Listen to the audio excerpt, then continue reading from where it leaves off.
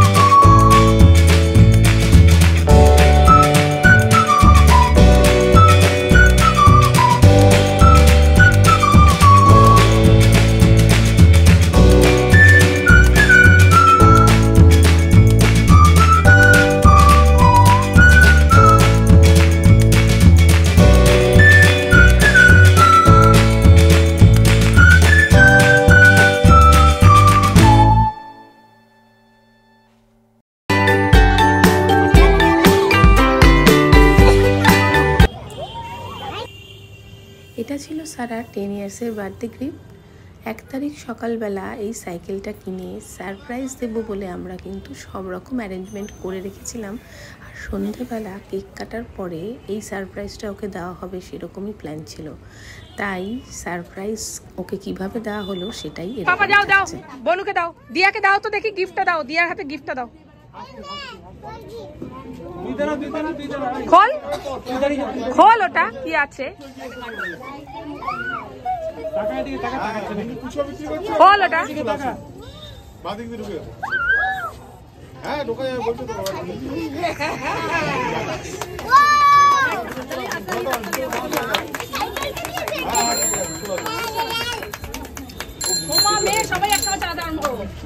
হ্যাঁ।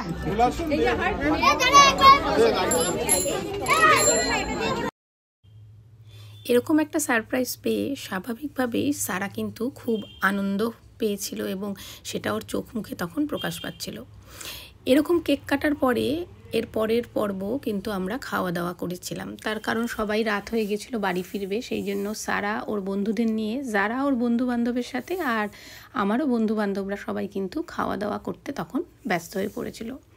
আপনারা প্রত্যেকে আমার সারাকে দু হাত ভরে আশীর্বাদ করবেন যাতে জীবনেও অনেক বড় হয় এবং খুব ভালো মানুষ হয়। ভালো মানুষ হওয়াটাই কিন্তু জীবনে সবথেকে বড় আমার আপনার সবার চাওয়া।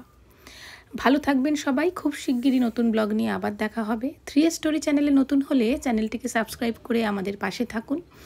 আর এই ভিডিওটি কেমন লাগলো অবশ্যই কমেন্ট করে জানাতে ভুলবেন না। ভালো লাগলে একটা লাইক করবেন। খুব শিগগিরই নতুন ব্লগ নিয়ে আপনাদের সাথে দেখা হচ্ছে। ততক্ষণ সবাই খুব ভালো থাকবেন আর দেখতে থাকবেন 3 স্টোরি।